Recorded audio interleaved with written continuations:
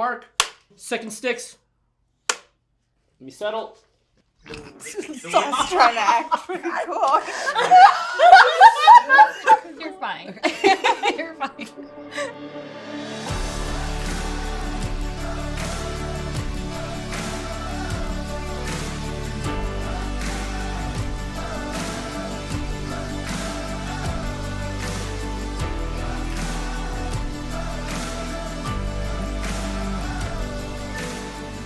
Where I was when I started and where I am today are two different things, right? Because I'm able, I can agree. I'm able to, I'm able to deal with challenges that I would never in a million years, deal with, right? And then I can show my staff that, right?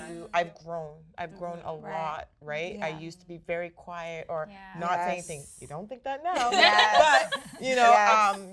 but I feel like I've grown from where I was.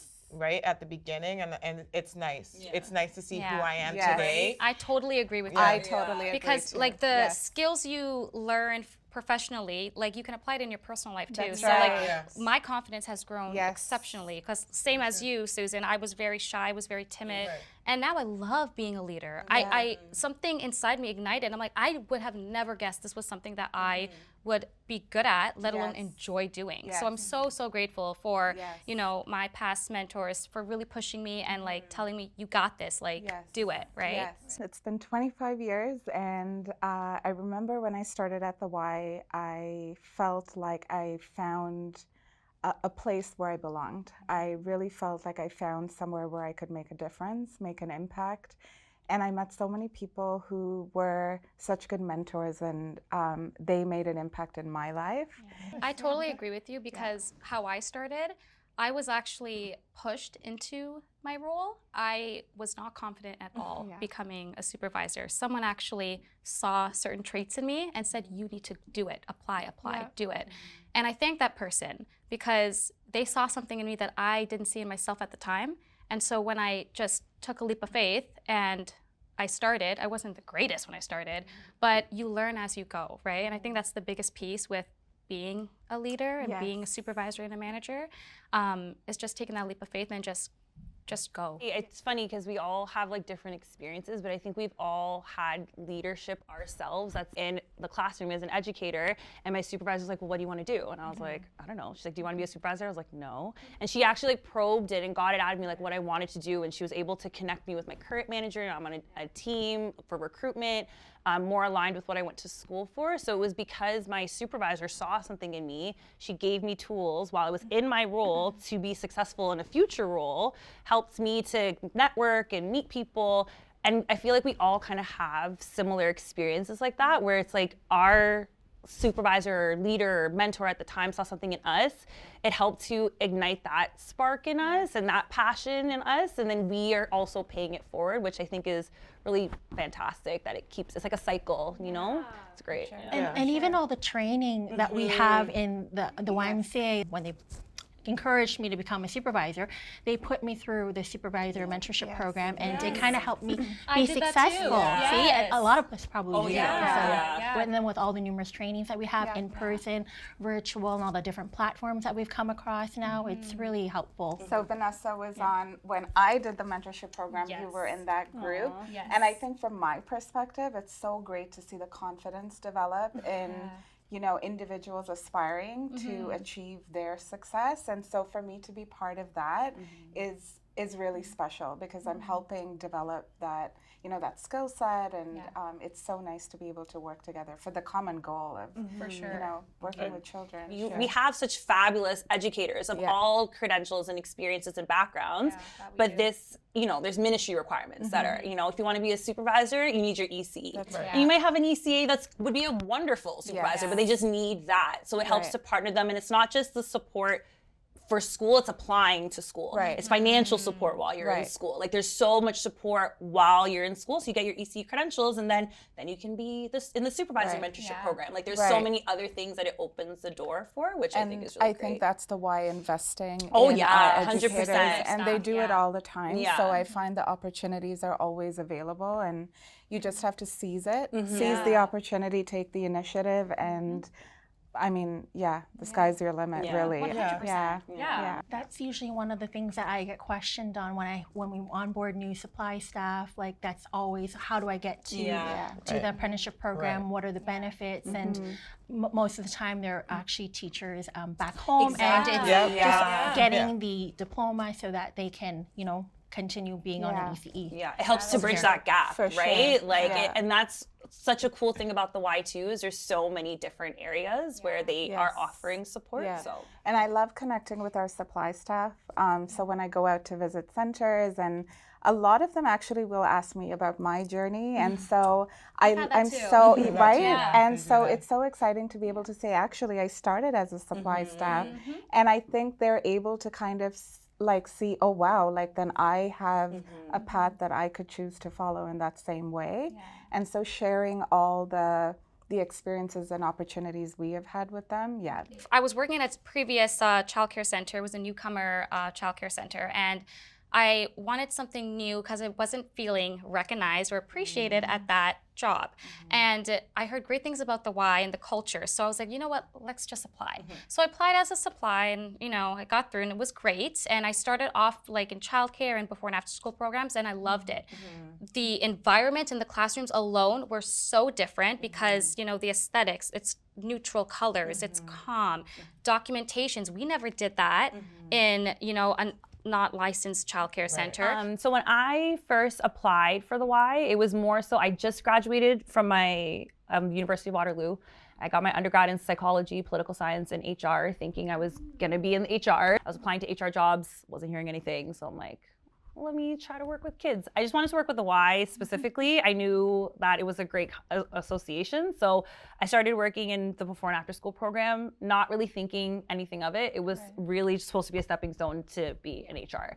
And I just fell in love with the kids and working in the field. And I was like, you know what? I'm gonna go back to school and get my ECE. So it was great because at the time we didn't have the apprenticeship program, but the Y was still so flexible with letting me drop from my full-time position to supply, so I could supply while I was in school. I could still earn an income and be in the field and things like that.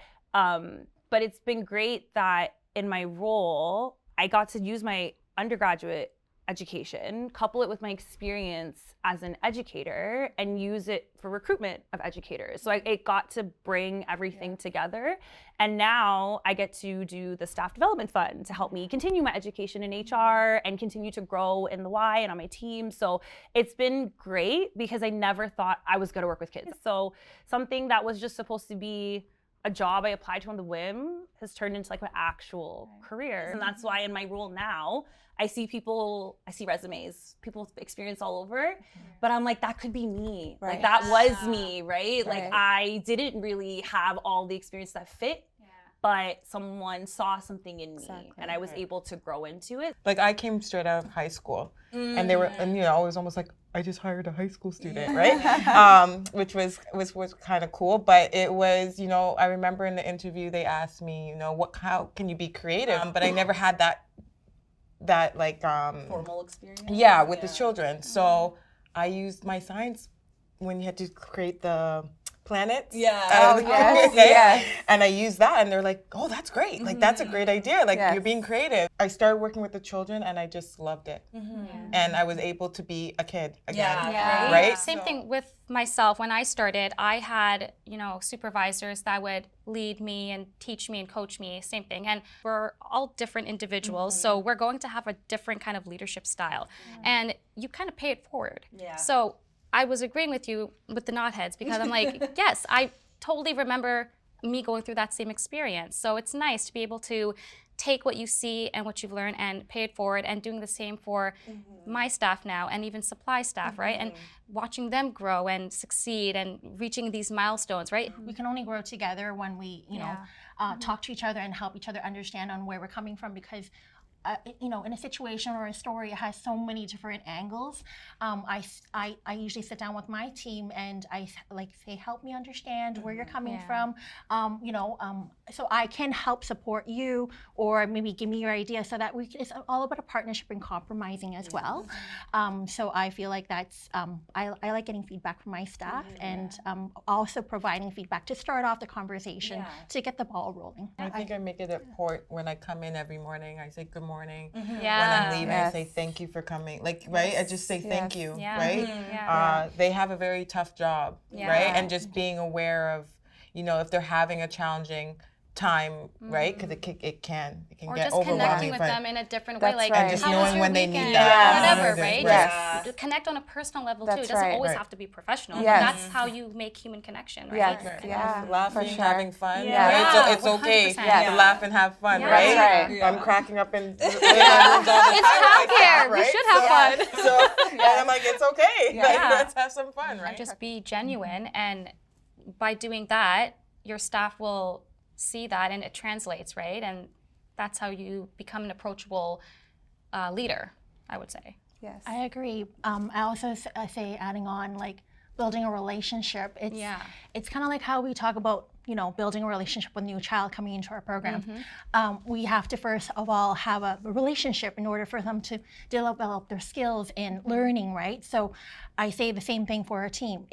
They're not just our staff. They are people that we work with every single day. We have to build a relationship in order to, you know, get their trust, and for us to kind of push our limits and kind of learn with each other, right? So I think it's important to like be able to step back as a leader and let them lead. And then if, you know, guide them. That's our job. Support them and guide them. But let them know it's okay to be a leader as well. Because I that's my, you know, I want my staff to be successful, right? I ask them, hey, what do you want to learn? Is there anything you want to learn in my role? Is there something that you want to do? And it builds a team, and it makes it, to be honest, I'm not stressed at work, right? Because I have a great team And that's they're very independent, supportive. and they know what to do. Like everyone is on the same page. Right. Right. I even do that with our students, Oh, right? yeah. Our placement students that come in. Placement students. You know, that's step. like a perfect platform to show them what we do, what we provide, right? And I check in with them. I say, you know, what do you need? What do you want to learn? We actually, as supervisors and leaders, actually continue learning from our students because, you know, our field is ever changing, and some of the activities that they bring on and the education developmental pieces, like I feel like I learn a lot from my students, and we share ideas, and that's why it's a continuous partnership. And then to get rewarded after they join the team, it's and they then come back to you and tell them their journey. It spreads, right? And I think we can all speak to the sense of community and belonging and the relationships we've established over the years. It's pretty special because, so for me, I 25 years, and so I'm not going to date myself, but I've been around, you know, like I've grown up at the Y, and so like my current manager, you know, she's seen me through the decades, and it's such a full circle moment. Like now I'm able to have an influence and an impact being a coach and mentor the same way I was coached and mentored. So it's super special, right? I was encouraging my staff to, you know, go for their EC, and a couple months ago they sent me, they're like, you know, you were part of my milestone, I want to share this with you, and it was their diploma, and that just made me want to do more. I wanted to be a leader, so I'm always pushing to be, you know, move up the ladder, of course, because it's like I want to be that leader for everybody, right? So it was nice to see that. It felt good. So right now, I'm currently in the Inspire Black Leader Mentorship Program that they have. In my role, I was able to get a mentor who allows me to have that conversation, and I feel inspired. And I think the greatest thing that I'm finding in this program is, in of itself, is I'm meeting with senior leaders who are still learning. And the Y is constantly coming out with new things. I know they're doing equity circles to see what new programs they can bring that would offer more opportunities to our educators and our child and family development department, but also the association at large, which is really great because I have on my team people that have come from the classroom. We have people that have come from our admin office. Like they're coming from a wealth of experiences and they're able to develop their career in what is meaningful to them. Oh yeah, because you're in it. Yeah, you're the mentor. Yeah. So it's like both sides. Exactly. Yeah. So it's so exciting for me to be able to work with someone, and she's so full of like questions, and has so many dreams, and so I'm happy to be a part of that. A lot of our staff or people think that as supervisors we're just doing admin work, but it's not like that. It's like I said before, it's about building relationships with the community, with their parents, with their children, with their staff. It's all about connecting the communities and partnership, right? So when we talk about what we do on a day-to-day, we are supporting staff, we're in the classrooms walking around, asking questions, getting to know our teams, getting to know our children and families. I feel like my office is, I did tell you guys, it's like a fishbowl. So it's like a revolving door. So once pickup time comes, it's parents just, the door's always open and parents just come in, or I'm pretty much standing out in the hallway and just greeting them and saying like, how are you doing? Like, any questions today? How, so, building the relationships and tying it into my admin work, which is important too, but that's not my sole purpose and focus. Some of them don't realize that licensed childcare, we're regulated. Yes. We have a policy and procedure in place for a reason. And so when off the bat you explain everything and you're able to show it, they really understand why we do the things we do. And it's in there to keep your children safe. And that's part of the high quality licensed childcare we deliver at the Y, right? And so it's important to us. And I think that's where the parents have the assurance, you know what, I can go to work, I can go to school, and my children are safe and taken care of. I remember even during emergency childcare, because I did it during COVID, and so we had a lot of healthcare. Like I remember one of my parents was a nurse, so she would be working 12-hour shifts and come really late. And so we were like, do you want us to help her get ready for bed? Like, do you want us to help your daughter get ready for bed? And she was like, thank you. Like every day when she had this long shift of working COVID, she knew that like her daughter has already been fed and cared for, and she gets to have that like just a bonding moment with her and help her put to sleep instead of being like frantically trying to do everything. Like it was that relationship really easing that, because it was such a crazy time and we all needed to be together, and so building those relationships really did help. It's funny too, because you'll see like parents come and they drop their infants off and they're so nervous and they're calling all the time, and then by the time they're in preschool they're like, oh, okay, just go. Like, it's fine. Like they've already like developed that trust, they understand, and they're just like, yeah, it's okay, just take them, like you got it, you guys got it. But it's because of the work that you do at the very beginning, having those open doors, letting them come into the classroom, like building those relationships, because it's hard. Like it's a hard thing to trust strangers with your children, and the Y makes that a priority. I think they recognize how much we were with their children throughout the day through COVID, and how much, it was a lot. It was a lot for them. It's funny. As soon as I remember the day when everything got shut down, because all of our parents were like, you guys are closing? Right. You guys are closing? We're like, yeah, sorry, like we have to. And it was like, you could tell in that moment, they were like, what? Like what? I had to sit, it's what the child requires throughout the day, and for them to like to balance. Now I have to work from home. My child's learning it from home. How am I balancing all of this? And I think it just really made them realize, like, no, our educators they're not babysitters. Like they are engaging with the children. They are making sure that they are reaching milestones, that they're given opportunities to learn. So you definitely saw that perception change when people were coming in. Before it was just like, are they going to learn their ABCs and all of that stuff? And now it's like, what are you teaching them? But now they really care about the environment. They really care about the safety protocols. The safety protocols, how we're teaching, how we're delivering the program, like, because they had more concerns. So they had more questions, and it was great that the Y was already adapting.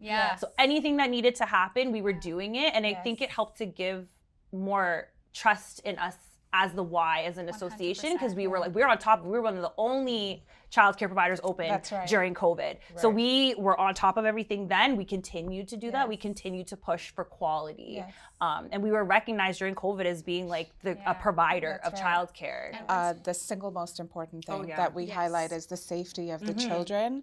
And so along with that comes the head counts, the attendance, and, you know, always sort of knowing the children that you are responsible for in your group. And after that, of course, comes everything else, right? But we really push that is the most important thing. Even if they're bringing, they say, you know, they have our emergency contact. Yes, they're on the pickup list, but, you know, I just let them know that you do still need to call and let us know, because we're not going to release your child, right? We need to ensure that you are giving that approval. We also have, you know, now we put in place where, you know, we have our system for a safe arrival going out to families at 9:30. And even with pickups, right, we are required to ask for ID to ensure, are you who you say you are picking up your child, right? So we don't mess around with this stuff. Yes. And it's also allergies too. Like when we are meeting with the parents, we're understanding their child and what their child's needs are. That also includes like allergies. What are we like what creams can we put on them? Like all of those things, like their overall health and safety. It's not just making sure that they're physically, like we're seeing them, but is their well-being there? Like how they're feeling today? Are they eating? Are they getting the right rest and all of that stuff? Like it all encompasses their overall health, and it's something that we prioritize. And we communicate with the families and pick up on Remarkable, like all of those things as well, which is really good. I had a child that came into my toddler room and they couldn't walk. And mom was concerned that we wouldn't take their toddler child. And also the educators were concerned because, you know, toddler, they are walking around. And I said, let's try it. I said to mom, let's try it. Let's see first. And, you know, we want to work with you. We want to work with you. We want to make sure that this is a successful environment for your child. But let's try. We don't know if we don't try. And so, you know, we had the resource consulting supporting, we supporting me, my educators on how to support the child. You know, we had consultants come in and help with stretching and showing us what to do with her. And she's walking without brace. Right. So it was like, and the mom is so thankful, like so thankful, and it's actually a great outcome, right? And we just look at her every day, and we're just like, they were walking, right? So it's and nice. I think as educators, that's the impact we have, because families can leave their children with that peace of mind, right? That's it. That's priceless. So implementing the mindful moments is a new thing where we are basically implementing tools, strategies for the children, and it's implemented, you know, calm practices. So like things like breathing techniques, and it can be from 5 minutes to 2 minutes. Like it doesn't really matter, right? And we are given a booklet to help guide staff, so it's very easy to implement. For sure. And that came out of the the self-regulation, where it was a training all around educators supporting children with varying needs. And so, you know, how we are able to sort of meet every child where they are at. And I think, you know, the educators working closely with the school teachers, because they started seeing the impact that we were having with rolling out the Mindful Moments activities, for example.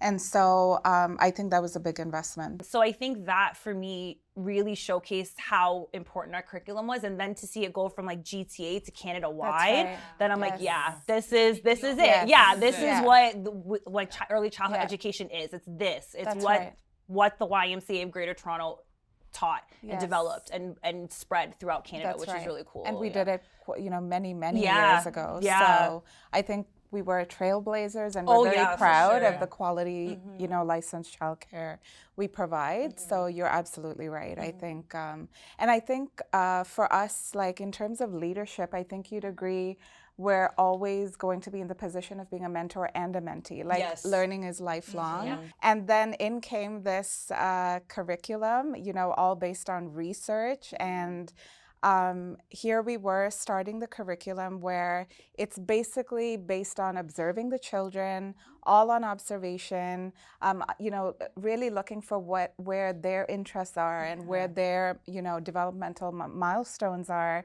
And we could see the shift, right? Because the children are excited. Like, I want to learn about bugs. And so now we're teaching them math with bugs and things that actually interest them. And it just kept, it's never ending, right? Yes, it's so much fun. It's so exciting. Yeah. And then bugs goes into something else and it just evolves. And our educators actually talk about how much better it is, planning and, preparing, because they go based on the children. Right. So it makes it easier because really the children are taking the lead. The educators are just kind of following them, right? And so it shows your passion too. Like, of course, there's administrative duties that you have to do to make the center run, but you're there for the children and the families. Yes, so by going, like, making sure you're approachable, your door is open. Like, of course, the paperwork will be there, and you're there for that. But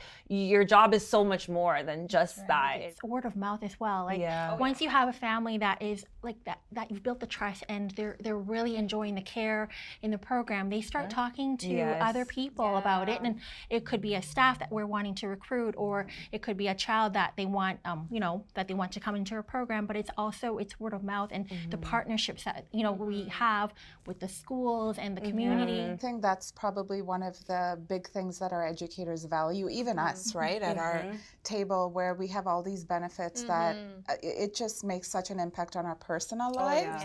And so whether it's our health and our health benefits, or like I had 2 mat leaves and maternity leaves, and so it was great to have that top up, which not like other employers may not necessarily do. So having that peace of mind to go on those maternity leaves, and so it was great. Because life is expensive. Oh yeah, for so sure. I think the Y relieves that stress, right, and supports us when it comes to those type of things like medication.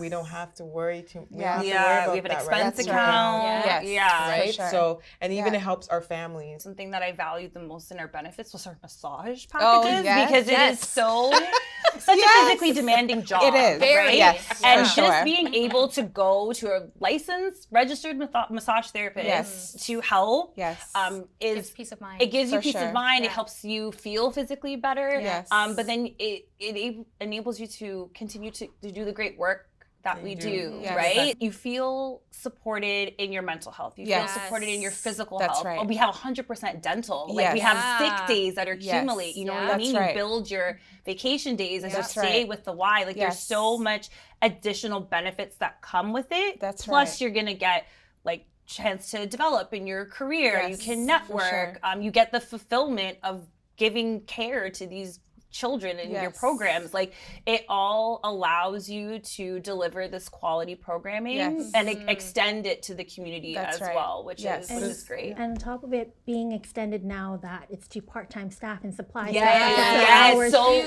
they're able to not only be an educator in the program, but they're able to send their own children and talking about mental health and talking about physical health. The Y cares about our well-being. That makes us care about the community. That's right. I think that is beautiful. It ties it all together, and our well-being allows us to care for others. And it's a trickle-down effect. I think to have that wider impact, even like you said, with our educators, our supervisors, that is probably my biggest motivator, because the Y gave me that opportunity. I was a newcomer. I had not much confidence, and I found a voice. I found my place, and there was purpose in my work.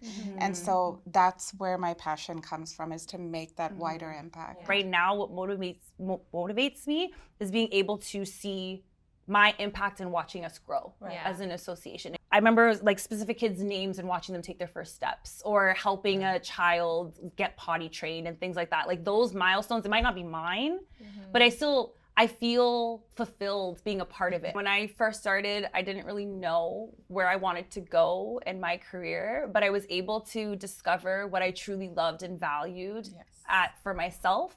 and I was able to continue to grow because of the opportunities that the Y gave me. And so I think looking back on my career, that really resonates with me because I can see the journey that I traveled, right? So from a supply educator to being a full-time educator, an on-site supervisor, a supervisor, and then I went into being a training manager, and now I'm a manager of licensed childcare. And I think milestones have been there all along the way in every role, but I think for me, the biggest the most special thing is that I get to see these children meet their milestones, like you say. There's no like ceiling. Right. They want you to keep going. Right. I want to make a change, and I'm allowed to be me. And I think I've grown to be great. Yeah. I've grown to be great, right? And I'm just gonna keep going. You can be yourself. You can be comfortable, right? And that you're growing these relationships with this huge community, right? And the Y is such a huge organization, and you can connect with multiple people from all walks of life. It's beautiful. So we have fun at work. We love the people we work with.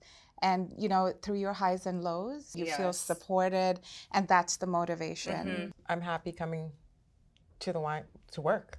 I just love what I do, and I'm happy doing it. So I enjoy it. Yeah. We need to do this more often. Yeah, we should.